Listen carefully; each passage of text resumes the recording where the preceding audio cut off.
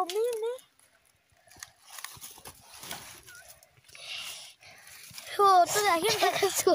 Ai mẹ cơ. Sửa lại ra. Thì đó là con này. Sao? Cái cuốn của mình đó. Lê, đập lê rồi hết tay chi. Cái cuốn của mình đó. Cái cuốn rồi ta dữ mày lộ.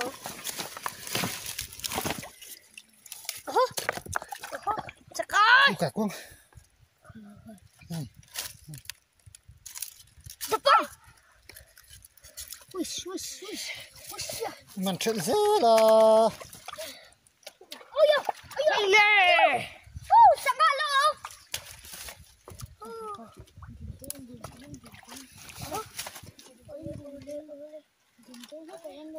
Thế căng lẹp phật rồi.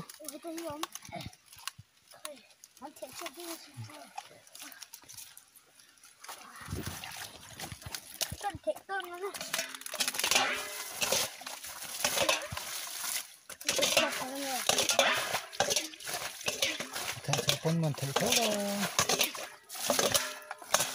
Tốt sự việc nào.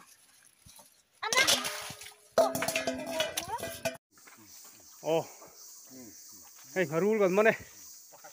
Pakat kan man cel to poka. Lian cakap mai hey. Kesinga sukiang. Tiang. Pakat kan man thei to lawa kan thei. Lidarin mantat mai.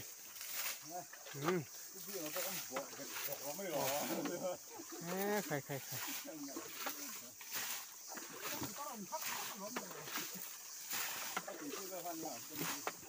Anh em, hay ai liền khi làm bạc thiên là lâu mà, cần măn thầy sĩ là vợ, đang follow mà, nghe là vẽ tu tiên, thế này thì, ngã rú lần xuống với chân túi thẻ không to ngày tổ này nè, ngã rú liu ngày tổ rồi.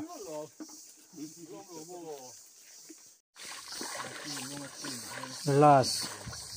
Ini sucuk meh. Hắn chào con cỡ nhỉ?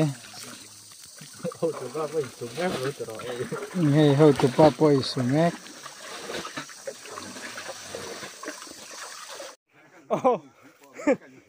Bố suối là group hậu, túi thẻ càng group. Anh ạ, túi thẻ càng ai thế này phí bỏ tới là niềng in phí bỏ. Túi thẻ càng group hậu. Anh ạ, tiền hiện túi thẻ càng hiện thì là tiền hiện tiền ai mà nè. Hai tay. Anh túi thẻ càng so. Sao thì lần nút chuộc tới bong lom rồi.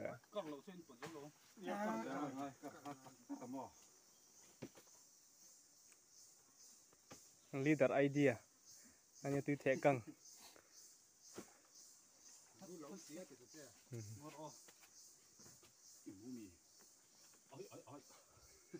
Chung ở hiện tắc na ngarul liền đâu mà trên bờ tana tia.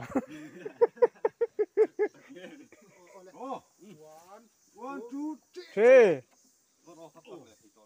Hey là túi thẻ càng cái thì lâu rồi one, two, three đứa mày.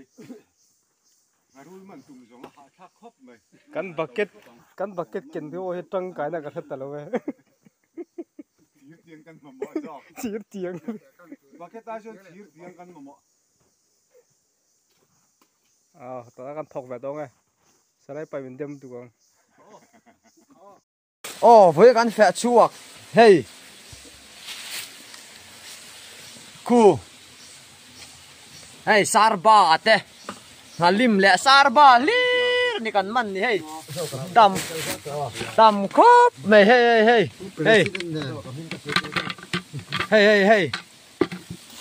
Li thum chia kan la the ka nga. Hey.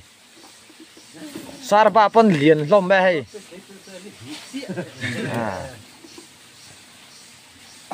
Sarba puitling. Vuông mà min tìm ấy thì tắm tắc chuan. Kan sangha man ni halim le sarba li ran hey. Kan president puar je ta hawin. Kan president hian a huala min kal puya hey. Puar je ta huala kan kala. kan sẽ tari lúc bây giờ han oi chia lâu để vào phur lâu sẽ thì là cái mà sẽ yang hun kan han khen anh đùa mất tí khóc về hay kan thẻ căng chú ni hay chắc là mà trăng khiên thẻ căng anh ôm về nghe ô tuy nóron tâm tari à